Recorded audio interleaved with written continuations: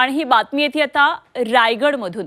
महामानव डॉक्टर बाबासाहेब आंबेडकर यांनी महाडचं 14 तळ दलितांसाठी खुलं केलं आणि हा दिवस सत्याग्रह दिन म्हणून साजरा केला जातो।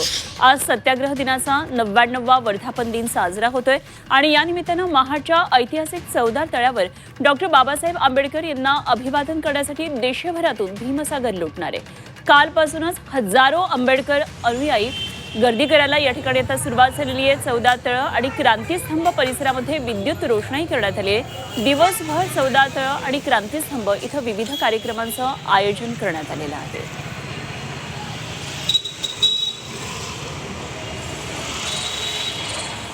आणि या संदर्भात आणखी सविस्तर तपशील जाणून घेऊया। आमचे प्रतिनिधी ओम देशमुख सध्या आपल्याबरोबर जोडले गेलेले आहेत कार्यक्रम स्थळावरून। ओम, कशा पद्धतीने सगळी तयारी सुरू आहे आणि काय नेमकं सगळं वातावरण त्या ठिकाणी दिसतंय? आज मुख्यमंत्री उपमुख्यमंत्री सुद्धा येणार असल्याचं कळतंय।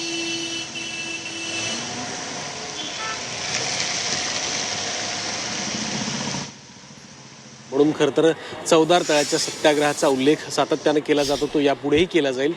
डॉक्टर बाबासाहेब आंबेडकरांनी 14 तळ्याच्या माध्यमातून जी एक मोहीम भारतामध्ये राबवली, त्याचं सातत्याने योगदान हे भारतीयांच्या स्मरणात आहे।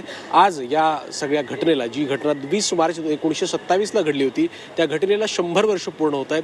त्यानिमित्तानं आज महाडमध्ये एका कार्यक्रमाचं आयोजन करण्यात आलं आहे। आपण सभास्थळी आहोत। खरं तर याच ठिकाणी या कार्यक्रमाच्या अनुषंगानं एक सभेचं आयोजन देखील करण्यात आलं आहे आणि हा संघर्ष केवळ पाण्यासाठी नसून मानवी मूलभूत हक्कांसाठी आहे, हे बाबासाहेबांचं वाक्य या सभास्थळी लख्खपणे अधोरेखित होईल अशा पद्धतीत दाखवण्यात आलं। या सगळ्याच कार्यक्रम ठिकाणी जर आपण पाहिलं तर 14 तळ्याच्या परिसरात जो जलशुद्धीकरण प्रकल्प आहे आणि एकंदर जो परिसर आहे, त्या परिसराचं सुशोभीकरण सरकारकडनं हाती घेण्यात आलं आहे। त्याचा भूमिपूजन सोहळा आज राज्याचे मुख्यमंत्री, उपमुख्यमंत्री आणि इतर मान्यवरांच्या उपस्थितीमध्ये खरं तर पार पडणार आहे। यावेळेला केंद्रीय मंत्री रामदास आठवले हे देखील उपस्थित असतील, राज्य मंत्रिमंडळातील इतरही काही महत्त्वाचे नेते आणि इतर महत्त्वाचे चेहरे आणि खरं तर बाबासाहेब आंबेडकरांचे अनुयायी जे हजारोंच्या, लाखोंच्या संख्येने खरं तर कालपासूनच या महाड परिसरामध्ये उपस्थित आहेत, ते या ठिकाणी या सभेला उपस्थित राहून बाबासाहेबांना अभिवादन करतील।